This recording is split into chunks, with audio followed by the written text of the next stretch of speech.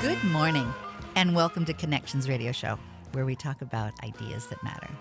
I'm glad you've made the connection and are with us today. I'm Laurie Fitz, your host, and the goal of our show is to explore a wide range of topics that challenge us to see ourselves, our community, and the world around us in ways that get us thinking, get us talking, get us wondering, get us imagining, get us connected, and perhaps inspired or challenged to do just a bit more because we've made the connection. I'm glad you're with us today. We're going to take a journey.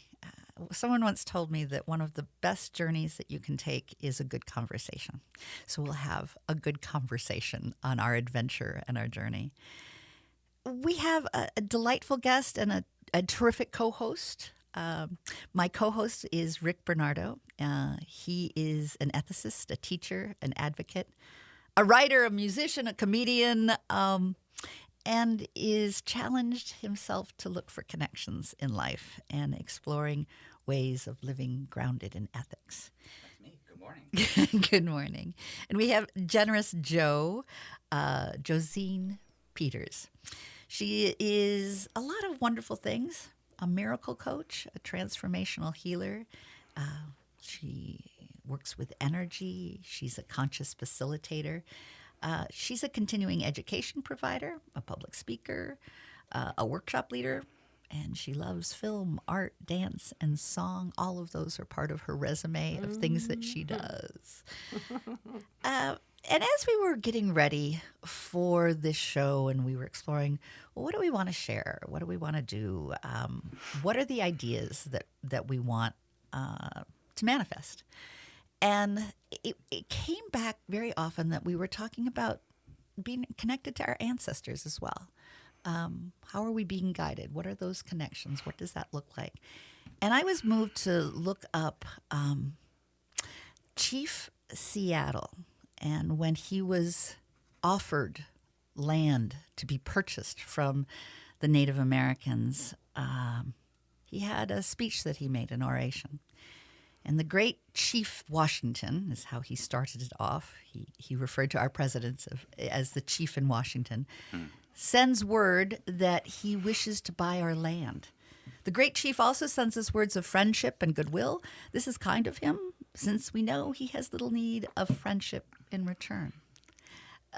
But we will consider your offer, for we know that if we do not sell, the white man may come with guns and take our land.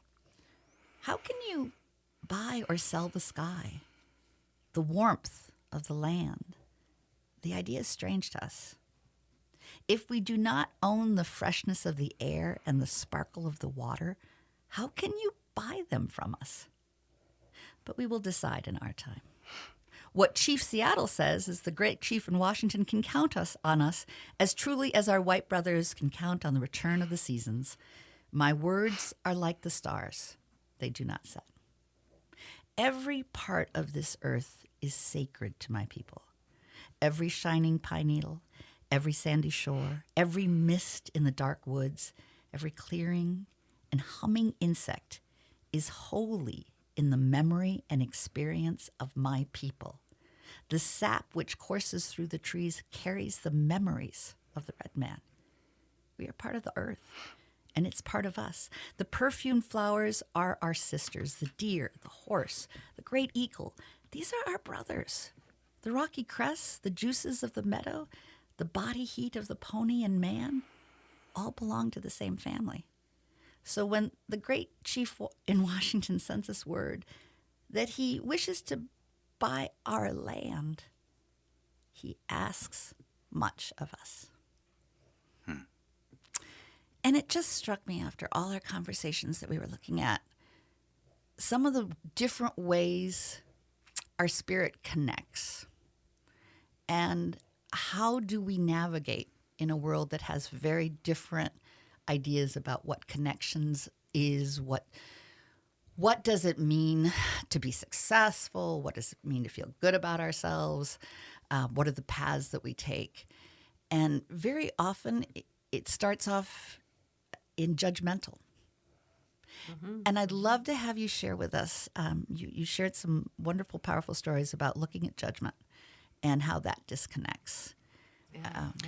And again, this is Josine Peters, or otherwise known as Generous Joe. But you go ahead, Josine. We haven't heard your voice yet this morning. I've been moaning here. Yeah. So you're keeping it real right away, Laurie, with what Chief Seattle is saying, and I love that we get to the realness of life, because life is an illusion to me. It's like we're in a movie and we're watching ourselves, and we're beating ourselves up for our performance a lot.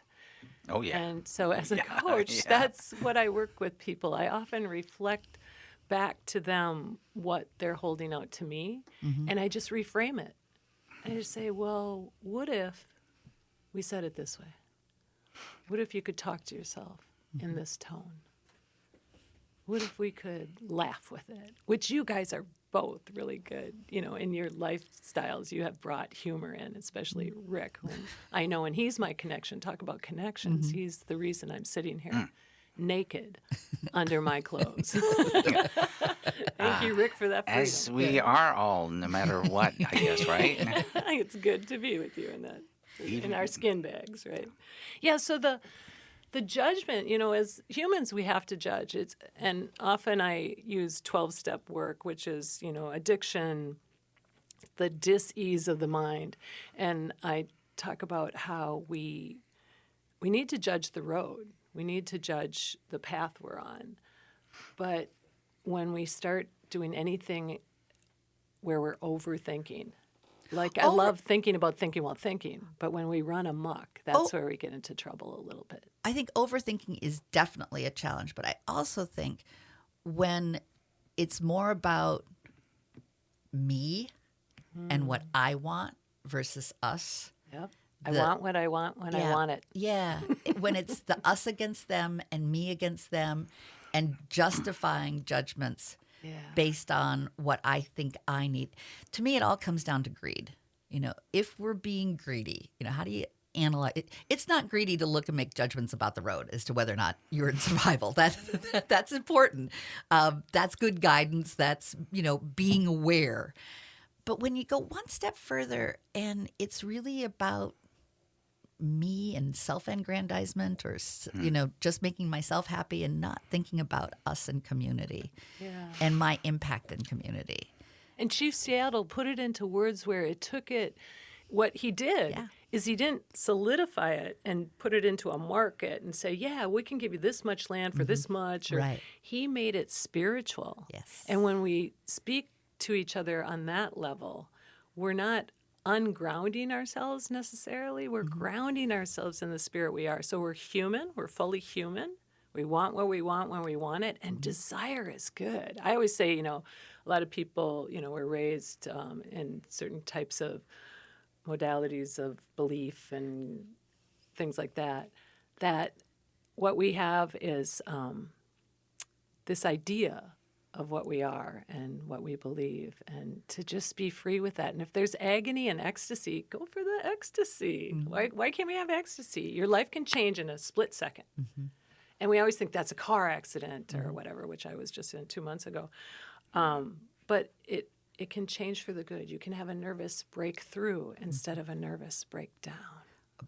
Or break up Break up. instead of a breakdown.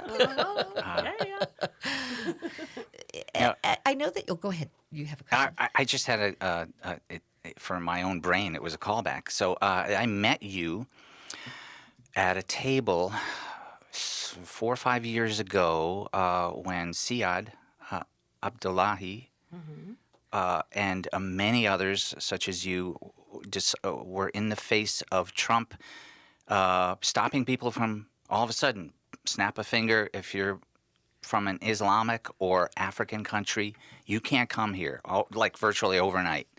I look back and I go, yeah, that was just the least of racist policies. But there were people and friends in our communities who were suddenly feeling attacked, and their families were being separated from them and so forth. So that's that was how you and I met, was in a gathering, a community gathering, to say, what can we do to get through this? And I'm not from Africa, but we all know people. And so we were thinking, what can we do? It was called a survival toolkit meeting. But there's a good example of like the me and us and them sort of thinking, taking over, which is really a child's view, I think, very often, but not the grown-up child. Anyway, do you remember meeting maybe me there? Or maybe yeah, that's yeah, where that's yeah. where. All right. And that kind of thing is, our self-protection is beautiful if we believe we're not spirit. If we just stay in that human mode, we have to protect ourselves against the elements and all kinds of things. But man, Minnesotans, we're here in Minnesota. These are people who are out in their shorts running, like you, Rick, in the middle of winter. And I've always been amazed to live here. I'm trying to move out of territory and out of culture soon, but because I'm selling my home. But that is something I've just been amazed with. And we believe in attack as humans. And I think because we have that, we think that's a good way to stop some action. And we believe in the command form of English. Like, stop that. Don't run in the street. Don't do that. Absolutely not. Those kind of things. And when we can have mercy, mercy, mercy, mercy, that is where love starts coming in. And that's, I told you guys I want to come and talk about love. So I'm putting love in here right away. And we will. Because I do think ultimately, as we're looking at connection, it's through the love. That's what we tap into that allows us to have it come together and connect. Love of the tree that you want to sit next to. Love of a friend that you care about and want to spend time with. Falling in love. Those are all things that we hunger for connection. And we seek in ways sometimes that aren't as healthy in finding that connection. And how do we navigate? And I love the fact that that's your hope, is to work with people to help them find that path for themselves. Yeah, and I believe that hope is not the opposite of hopelessness. Right. Certainty is. So I go for certainty. Gotcha. And I really want to listen for and look at what does love look like in all these different areas that we're going to talk about in the next few portions of our broadcast. Which brings this portion to a close. Joe, would you share your email address in case folks would like to connect with you and learn more about how you work on an individual basis with folks? And my friends are laughing now because I'm not good with emails, but I love that form for my I could tell them. able to sort. Yeah, it's Generous Joe, so just J-O is my nickname, at gmail.com. So GENEROUSJO@gmail.com. And we'll Thanks. be right back after just a few commercials, and we'll be talking more about possibilities and curiosity as well as love. So stay with us.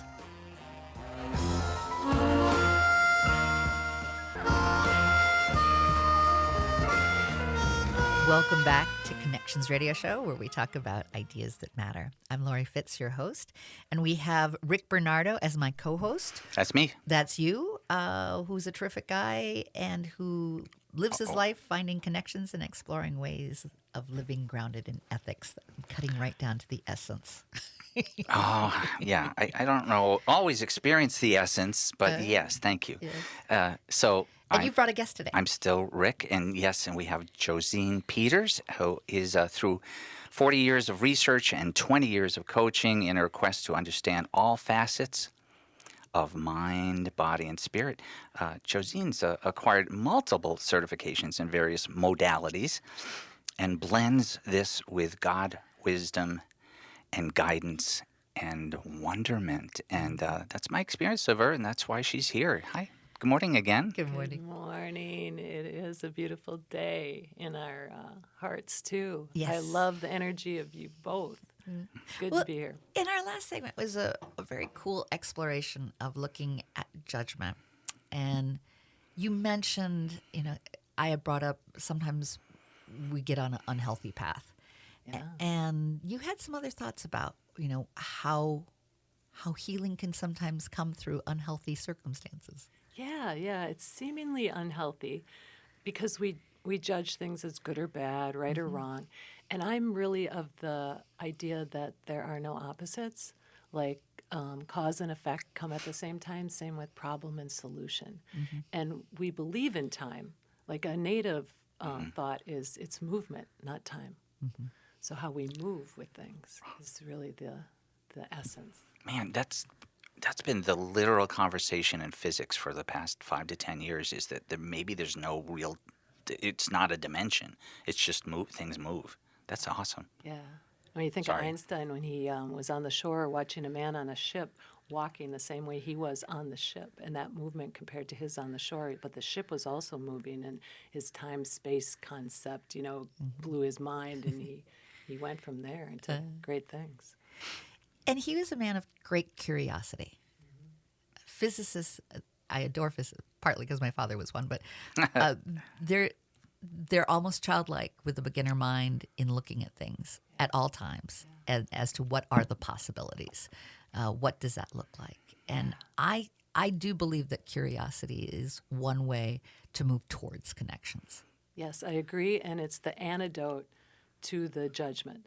So the unhealthy thing, when you're in 12 steps, when you're in addiction and recovery, you can look at an unhealthy life as the savior, the salvation to others. And often it's those who have been down in the muck of life and pulled themselves up, or even while they're still in the muck.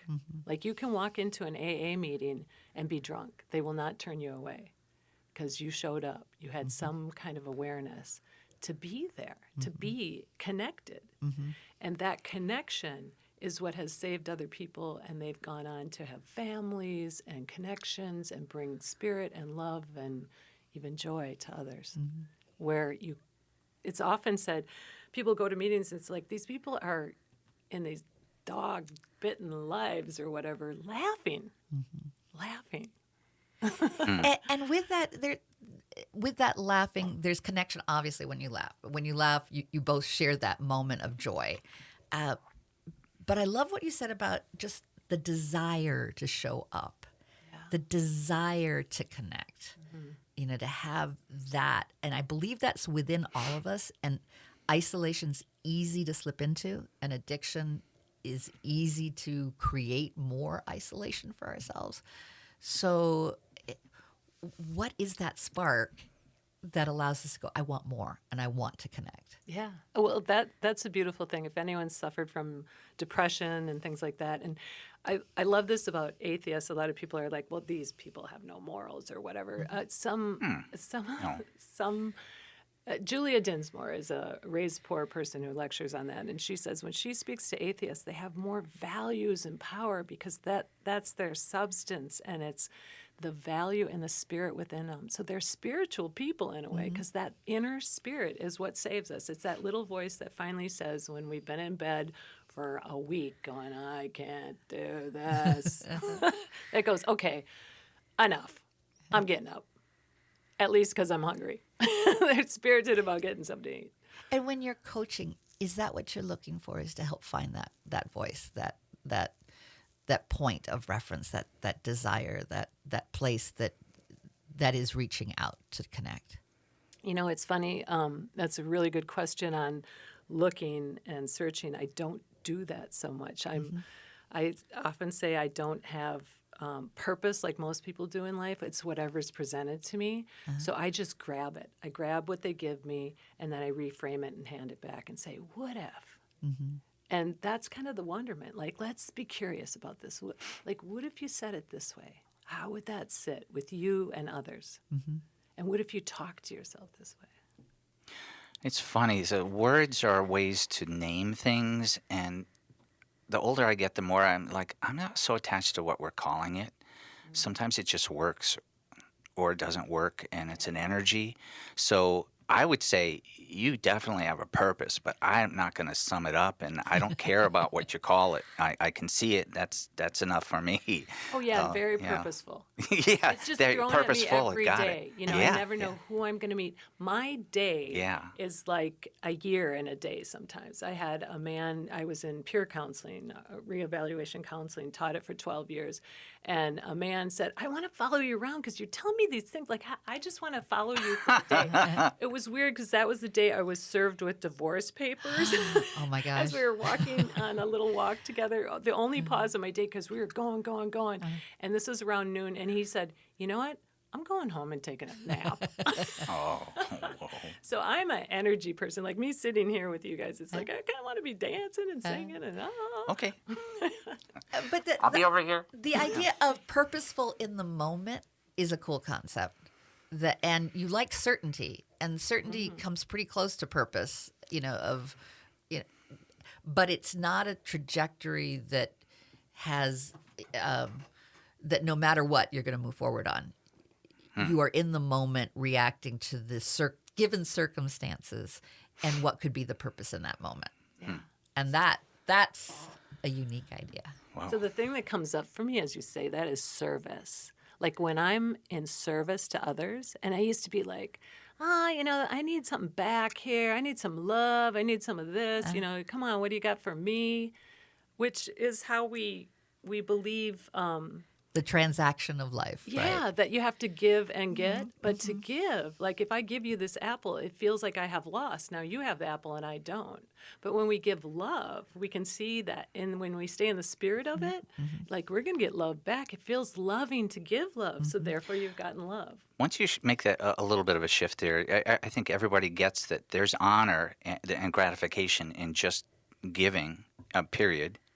It doesn't have to be either or. That's the other duality that you mentioned before. It doesn't have to be opposite. Yeah, they come together. And when you can feel that coming together, you're in that state of wonderment. Like, wow, this works. Yeah. And with that, I think it's a perfect segue for our next segment that will do a deeper dive into love, because that connection, that giving, really is a celebration of love. So we'll be talking about we'll be love. talking about love in the next. I'd love to tell you what I love. All kinds of love. And we are anxious to hear more about what you love. So we'll be back in just a little bit. There'll be a few commercials here, and then join us, and our coach will coach us through a session of looking at love and perspectives on love.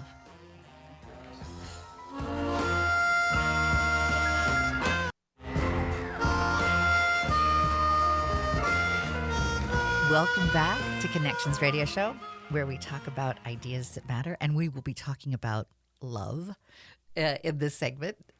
It's always about connections, but exploring how and why and where and what and all that good stuff is part of what we'll talk about today, and in particular in this segment on love. One of the things that hits me the first time that you shared with me about your ride across America and this in is your bicycle. This is Josine Peters. I promise I will. All right. I'm just witnessing. Say hallelujah. I'll back up and I'll do it the traditional way. I have two wonderful people joining us in this segment. Rick Bernardo, as you know, is my co-host. He is an ethicist, a teacher, an advocate, writer, all sorts of good things, and keeps me on track in terms of making sure that we do the good things of letting people know who we're talking to. And Josine, who is our guest today, and she's also known as Generous Jo, Josine Peters. She is a miracle coach, a love coach, a spirit coach. She's a transformational healer. She works with energy and conscious facilitator, continuing education provider, public speaker, workshop leader, and artist, performing artist and appreciative of the arts. And as I was listening to the commercial coming into this segment, was all about supporting chronic illness, a heart attack, and all of that. I recalled Josine sharing with me that she made a commitment to support the Lung Association by riding across America while pregnant. And that to me is a lot of love. That is love in motion. Getting back to motion. Yeah, well, my father died when I was only 19 of lung cancer. And that was a really hard thing to watch him go through 2 years of just losing his life. Yeah. And I was young, and I even had a younger sister. And so I biked across the United States, and I wanted to be pregnant for it because I wouldn't have my menstrual cycle and could just keep going. There you so go. My little A practical. my baby girl was under my heart the whole way, and she's quite the traveler. She's lived all over, and in Bahrain most recently during COVID, and now in Germany. And on the trip, I have my sister now who's in New Zealand. We have oceanic blood in us, right? My brother did the DNA, sampling. And so she's there, and I think she was called there, and she's coming back after 8 years. She used to come back every 2 years. COVID and everything blew that away. And when I was on my trek, I biked the whole time, right? 7.5 weeks. Had one little accident in there. But I was coming up this hill, and this woman couldn't get up the hill who was there was other people also raising funds. And so I got off my bike and walked with her because I didn't want her to, she was just struggling. I just didn't want her to be alone with that. And I'm walking up, and at the top is a tree, and I'm like, we can get under that shade. And I see this station wagon, which was my mom's station wagon, and it has the earth symbol, and it says, "Love your mother" on the back of it. And it's my sister, Teresa, Tree, I call her, and she goes by T now, waiting there. She came into town, drove halfway across the United States to meet me there, and I'm walking, not biking. I'm like, oh, she's going to think I'm a wimp. But she was just there to love me up, and it was just such a love beautiful fest. Yeah. Oh. So those kind of things, where you jump into life and you do things that seem impossible. A lot of people were like, "What? You biked while pregnant?" And it was a beautiful thing. It was really good. I could never do that because I've never been pregnant. True. But no, really, I just feel that takes my breath away anyway. Mm-hmm. So as you look at love, tell me how you coach or support people in that process. What is love? Love is it's beautiful because I was talking to Queen Siobhan this morning. She called me up knowing I was going to be on the show, and I said I was talking about love, and she went right where I would go, and she said it's not a noun, it's a verb, it's an action, and I think you be love in order to do love, and you do love in order to be love. And when I coach people, I love to say this, especially I do a little dating coaching too. I've been dating for 25 years. I say, hey, I always assume they love you. So when your partner or the person you're, just kind of sitting down for coffee with and they say something stupid, just assume they're there to try to be of love. And we can love someone before we like them. You can jump in front of a train and push someone out of the way or whatever. And that's a form of love. Yeah, a loving act. And then you find out their politics and you hate them. So you don't like them, but you love them. It could be a background of love, sure. Gotcha. Yeah. Wow. When one of the best lessons for me was when my parents divorced, and I went back for holidays. And they had us. I was still just in graduate school, but I had a younger brother and sister. We had a Christmas together though, and I got that they were still committed to be there not only for us kids, but each other, but just not married now. And I got it was hard for them, but ever since they always talk about each other with reverence and care and compassion, even when they're not around with each other anymore, which they weren't for decades. But I get that. Once you love somebody, you love somebody. It could just look different.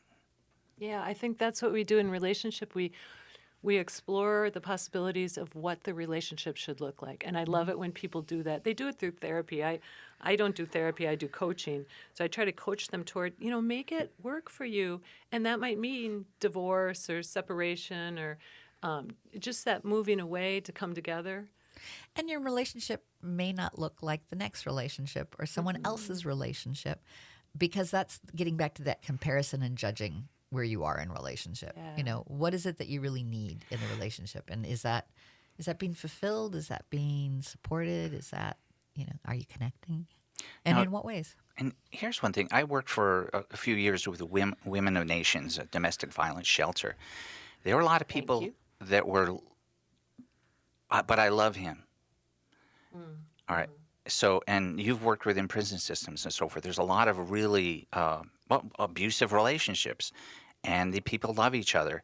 What is love supposed to look like and there can there? be excuses too, like he Yeah. didn't mean to, or Well, yeah. she wouldn't want Well- that. It's just that it happened in Well, this. Yeah. one thing that would come up is like loving someone doesn't mean being dishonest about what's really happening Yeah, either. and- But you go ahead. In Yeah. 12 steps, they say we don't take lovers, we take hostages. So that's the addiction love, where you can't see what's best for you and what's best for them, and you can't call it out. So often people say you shouldn't change your partner, and I say no. You want a partner who has your back and will help you get to it. It's not forcing them to change. Like, you need to stop drinking, but it's the kind of backing off where you say it once, they know it, they know how you feel, they know what you want and what you don't want and how you feel. And that's the love language I teach. I teach a feeling language. And there's more to it. That's the tip of the iceberg. But it gets to, what are you thinking? And then they get to take their thinking to the place they can. And eventually they'll tell you what works for them and how they're stuck, and all that juicy stuff can come up. If they're being violent, though, then what? Well, the violence, the violence is a step thing. It doesn't go up and down, up and down. So I was a fundraiser for the Domestic Abuse Project and learned this, and it's a step. So each time it gets a little higher and higher, and it keeps escalating. So it gets worse and worse. So at the beginning, when someone's just screaming at you, and I come from a fighting family, Okay. loud family, I call it. That's the point where you want to be able to take it, not run out of the room, and just stay with them while they're getting that out. It's often, hurt people. But once it gets past that, if it escalates, you need to exit. And Right. that's loving. Yes. Like, get away. That's They what's don't hard want to to get. hurt you. That's They really don't hard want to to be get. thrown in jail. They don't want to go to that place. They're choosing to. They're being run by something there. Right. And so for you to get away from that, just like get away from the fire. Don't put your hand on the fire. And Fire, that's being yeah. able to help them make their own healthy choice. This is not safe for me. And I need to be at a place where I feel safe. And you can present that as a choice, in that It's I hard. need these things for me to feel safe. But if you choose not to, that's your choice. I'm not going to be here. Well, and that's a beautiful thing about a loving society is we're really cookie cutter, and we make laws for all people, and we're all unique, yet we're all human Right. and earthlings. But when you can go, okay, not only giving people choice, and we're looking at women in choice right now, and with the domestic abuse, it's choosing to be able to leave. Yeah, and so I coach people on choose again, choose differently, choose again. It's choice. Keep the choice. But we have to give them the means for Yes. choice. Do you have an escape plan? Domestic Abuse Project will teach that. Keep your clothes in the trunk. Have your children where you can wake them up and get them to aunties or whoever's home.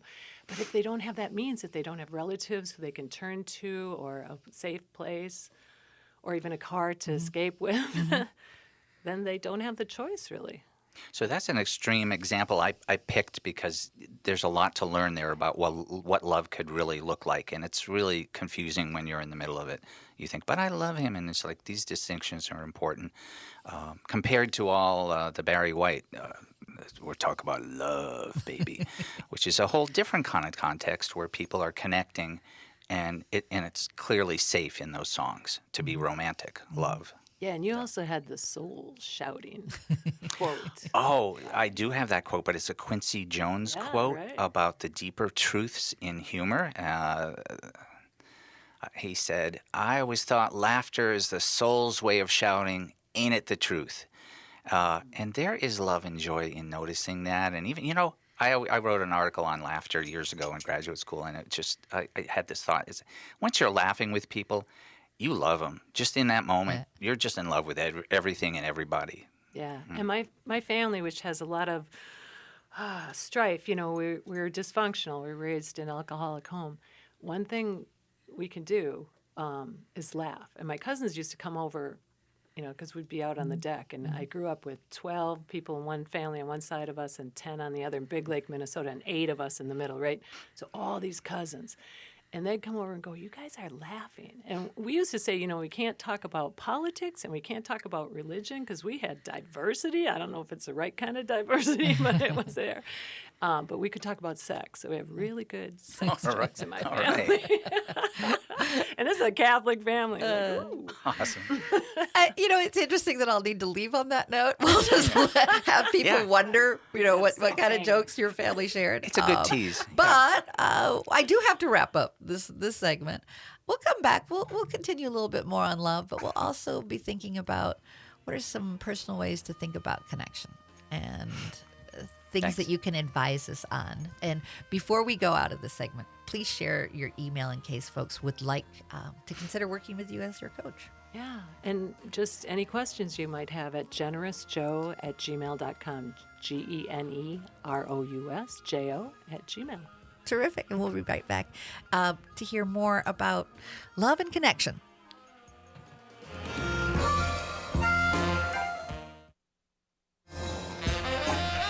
Welcome back to Connections Radio Show. We're wrapping up with Love Connections. Sounds like a TV show from the 70s. Love Connection, baby. It isn't. We're in the here and now. I'm Laurie Fitz, your host.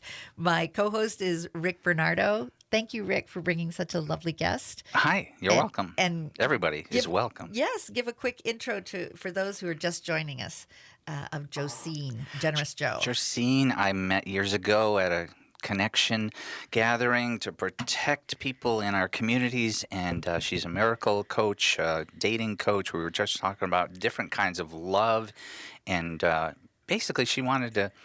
She's expert at talking about how do we deal with people in the way that's most loving and productive and full of wonder. So where did we leave Wonderment. out? Wonderment. Yeah, And there you go. you have some organizations you want to do some shout outs for. Yeah, I want to tell you what I love and love to do. And they say to go for obsession rather than passion, but I just am passionate without the obsession, and I think that's okay. And right now I work with Native people, and especially the Mendota tribe. That's the Mendota-Mendawakatan, and they're unaffiliated. They have no federal recognition. Their land would be Fort Snelling and most of the airport. Yeah. And they're right at the Medote, which is the confluence of the Minnesota and Mississippi rivers. And that's the epicenter of the world, the spiritual place, for them. And when you think about us as Minnesotans and the Mississippi, I love that we, with our progressive, loving ways, we can trickle that down the Mississippi to everywhere. To the world. Yeah. Oh, yeah. There you go. All the way down into the the ocean. Gulf and into the ocean. You also have Dakota heritage? A little bit, yeah. I'm oceanic, and we Irish. think it's Irish. Oh, Irish is very tribal. I love my Irish self.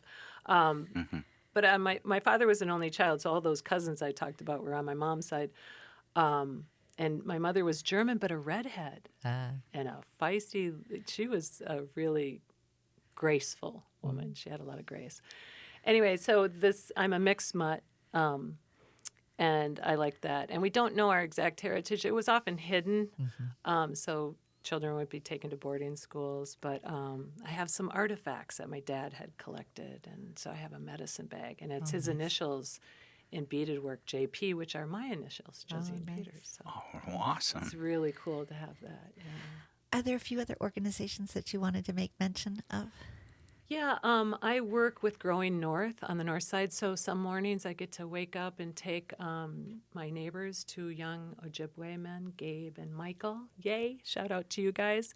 Hey. I bring them to the north side of Minneapolis where we have 17 vacant lots from the city. We have to use fire hydrants often to water what they plant there. So they're in the dirt growing clean food, and we use that food.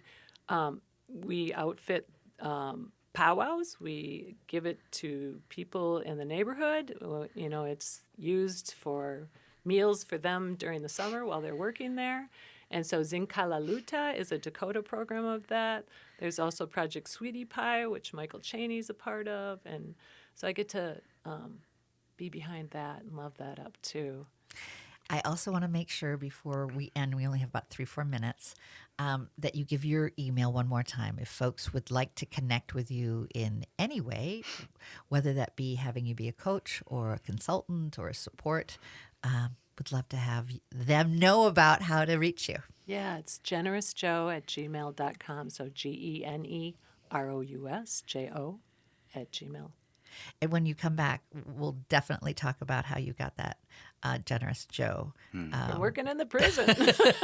Yeah. My one sister I heard hated it. She goes, I'm not going to reply to her emails because what is this Generous Joe thing? I think it's wonderful.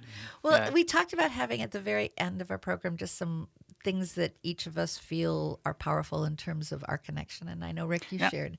Yeah, I had something come up when we were speaking, and that the times I feel really connected sometimes is when one of the reasons I work out the way I do is because if I'm running or lifting weights, I have to stop thinking or I hurt myself. you have to focus and just be in your body.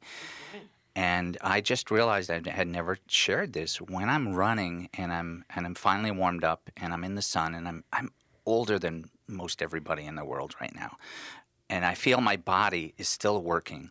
Yeah. I swear I feel some ancestor from not just Sicily but Africa running in my body. So I get chills. So but anyway, that's like, talk about connection. That's kind of creepy but awesomely wonderful. For me, the one place I go and I don't have a internal monologue, and that's how the voice is running in your head of all the things that you need to do, is when I go into my barn and I'm with my horses. And my greatest connection is when I can be detangling their mane, and just spending time in detangling is a place that allows me a sense of peace and wonder. It's the wonderment. And I'm a water child.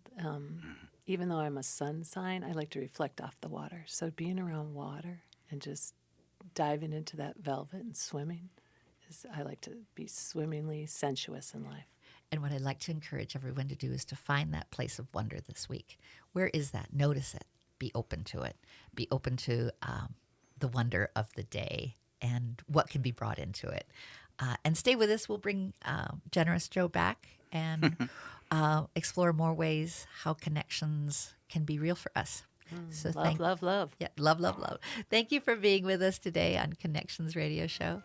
Thanks a bunch. We're glad that you made the connection with us. And My pleasure. And we look forward to having us all this week find special connections in our heart and in our friendships and our relationships and our work. They're there, and they're there for us. I'm smiling.